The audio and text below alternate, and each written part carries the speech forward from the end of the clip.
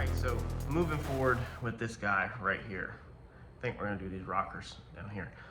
So we are waiting on the airbag mounts. I ordered the airbag mounts for the rear of the car so we can finish out the back part of the frame rails, and they're not here. I can't even mount the body to the car with its legit body mounts until we fix these rocker panels. So that's what we're gonna dive back in. I'm gonna try to get some stuff done. My eye's a little messed up, as you can see.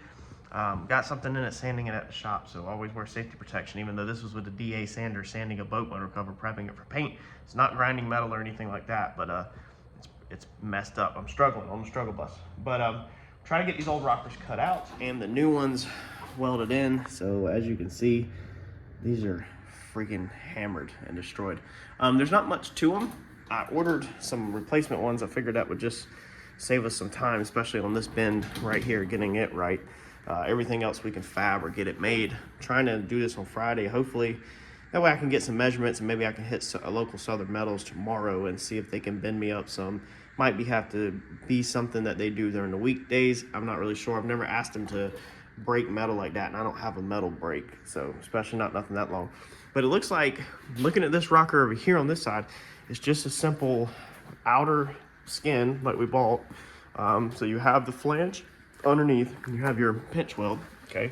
So you have your pinch weld, and then it just goes up at a 90. So the pinch weld's at a 90, and this said 90, and then 90 breaks in, and then our patch panels are in here. So we have the whole outer piece, all right? That's easy, and then these are just flats for the most part in here, doubled up on the inside, which we'll deal with later. We're just taking care of the cosmetics on the outside. But then when they move to the inside, it looks like this tunnel is hollow.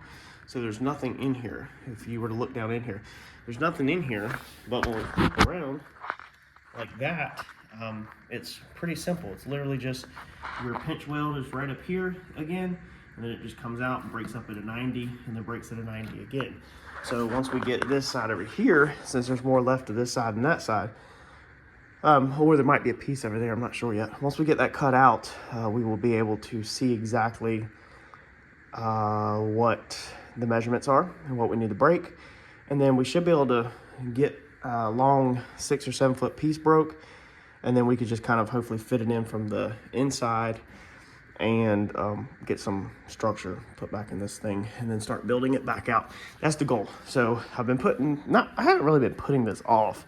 It's just, this is one of the harder tasks, I guess, because we literally have to come in here and just saw these things completely out and then build rockers from nothing. And what really stresses me out the most is the fact that sometimes I second guess my ability to build stuff, and I'm taking sheet metal. And sometimes it's really hard for me to rack my head around how we put sheet metal together, and it ends up being so strong that it will hold a whole body of a car to a frame with people inside of it and everything like that. The engine is supported on the frame, transmission's on the frame, rear end's on the frame and all that, but you still got the weight of the body. And how going down the road bouncing, how doesn't everything just collapse? So if you also stress about this kind of stuff, I completely understand, and I'm in the same boat as you. However, I'm not scared of anything really too much, and I'm not scared of failure. So we're gonna give it a go. So 2 important things before we get started on this that you need to understand if you're new here is the B pillars are welded solid to this rod, which is welded to the frame. The A pillars over here, again, welded solid to this rod to the frame. So our A pillars and our B pillars cannot move up and down. They can't move, oh, excuse me. They can't move in and out, and they can't move side to side because they're locked in. We don't need a brace from here to here because our frame rail is a brace from here to here. The standoffs only kick back and then go down. So the frame that we're on will keep the spread of the B and A pillar. When we cut it loose, the B and A pillar shouldn't move at all because there's not much left to this at all. I don't think it's gonna spring anywhere because it's pretty locked in. We also have the diagonal bar that's going from here to the top of the A pillar. Them have been in place. Once I finally get all these mounts done, once we build this rocker and I got cross members that's got to go up over the rails. Once we get all that done, we can cut all this inner structure out. So that's kind of exciting, but it's definitely not gonna be this weekend. So let's get at it. The pieces that I bought are pretty long. I think they are, actually they're 63 inches, I think. They go from all the way back there, all the way up to front where your fender is. So we'll have to notch out and we'll use them for our length, and hopefully they'll come up high enough. If not, we'll have to, you know, break in another section or whatever. But that's gonna get us down to where the factory pinch weld goes, the full length of the vehicle, which is pretty cool. The company I got them from, I got them off eBay.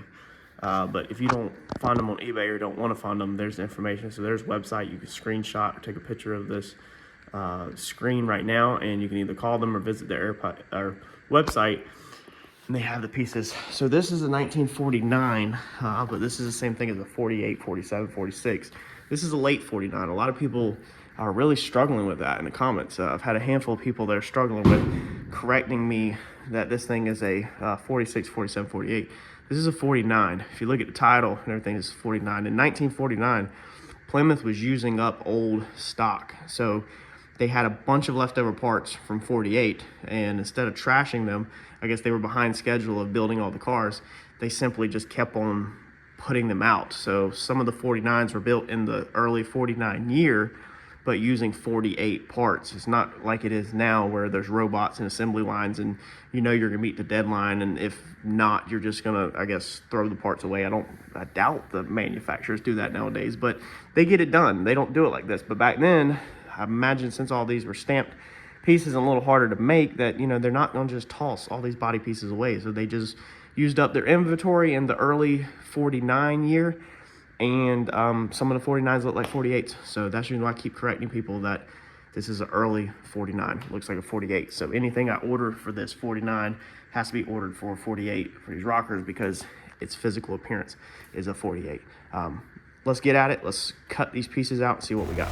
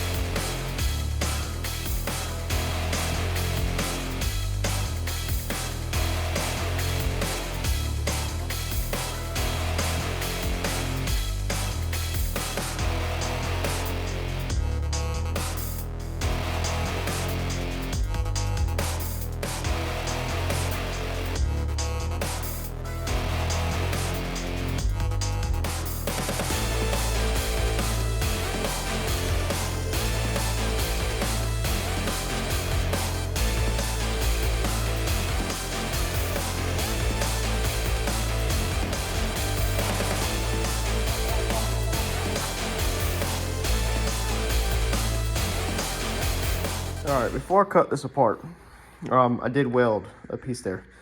And the reason why I welded that is because this thing is wanting to turn like this, because there's no inner structure in here at all. So there's nothing holding this quarter panel down here straight. Now we could put a straight edge on it before we weld all this up, but my cut through here, if I come right here and I wiggle this panel and we watch this cut, okay, I don't know if you can see that. I got it pretty braced up. See how that opens and closes the cut? So I stopped, and before I lost it, I got an equal cut straight through. I went ahead and tacked this. Now I tacked this in 3 places here and then to the frame rail, and that helps this pillar not turn like this. But it's still, that wasn't enough. It was still wiggling a little bit, so I took a ratchet strap and come through here and braced it back at a 45 up there to the frame rail, just until we can get a new piece tacked in on the inside so that we don't lose our door seal. Basically, our door seal doesn't turn like this. We want it to stay the same. I also have a measurement from the corner here, corner up there, it's 38 3/8. If anybody needs that on a 2-door, that's pretty much like dead in the corner. And I need to go ahead real fast and measure from the inside corner here to the inside corner there, write that measurement down. That way I can double check before I weld it in that nothing's moved or nothing's turned. I'm confident that we're not gonna have the spread. This thing's almost cut all the way through. I'm gonna saw the rest of it out and then drop this out. That way we can study exactly how this thing is built and hopefully reproduce it. I was hoping not to have to go in the front panels, but when I started grinding, you can see we do got rust up there. So we're gonna have to go the whole distance, but we're gonna just take one chunk at a time, this piece, and then we will be coming straight across here and ripping it. We'll probably have to step up, you know, into cleaner metal up here, but let's get this dropped out.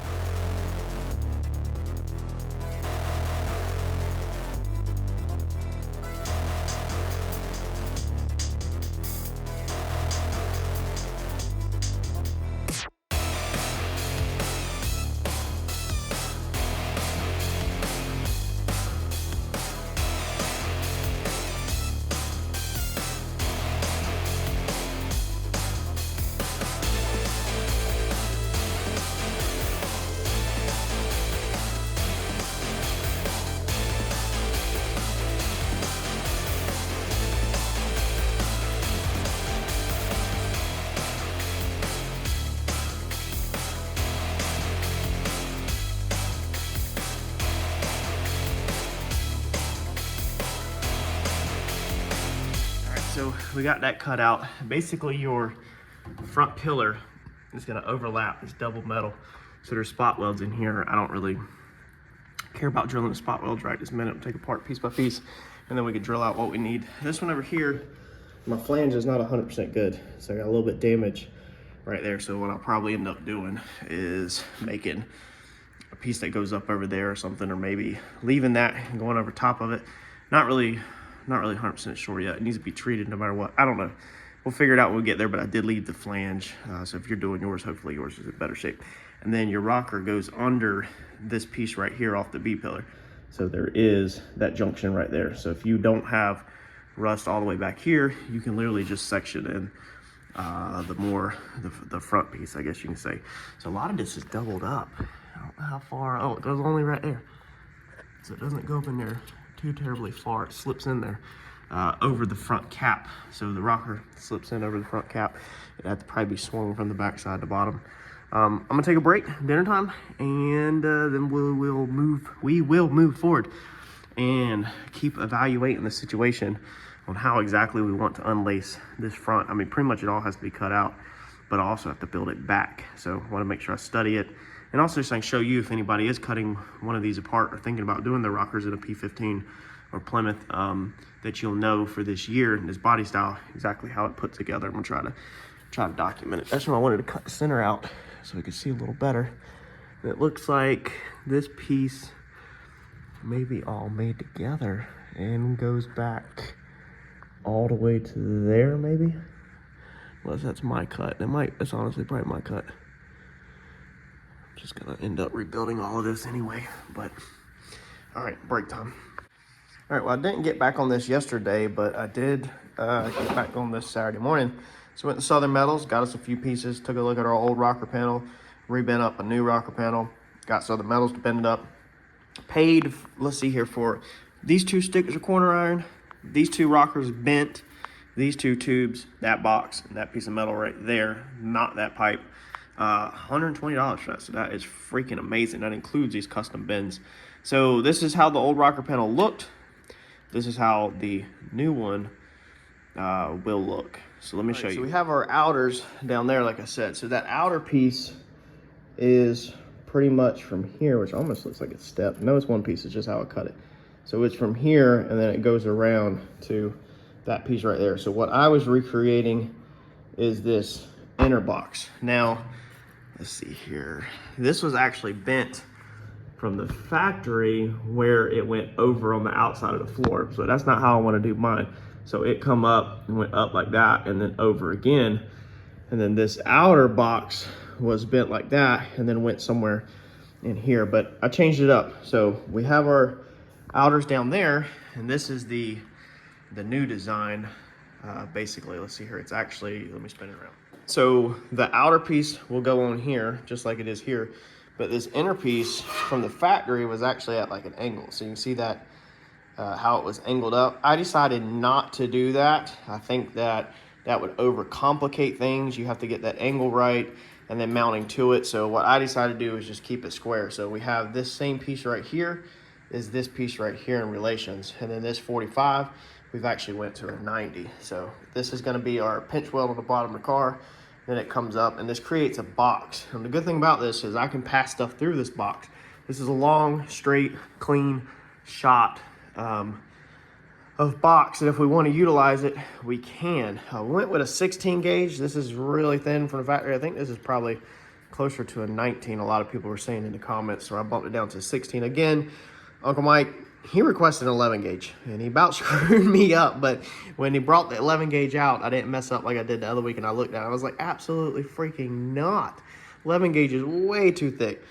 So this 16 gauge is absolutely a perfect choice. It's a little heavier than we needed. We probably could have even went back down to the 18 gauge and been okay, but I do want a lot of strength here. So this box right here is literally going to tie your A pillar, B pillar, and the back. The floor structure is going to come into it. I mean, this is the main mamma jamma for the side of the car. So I'm very happy.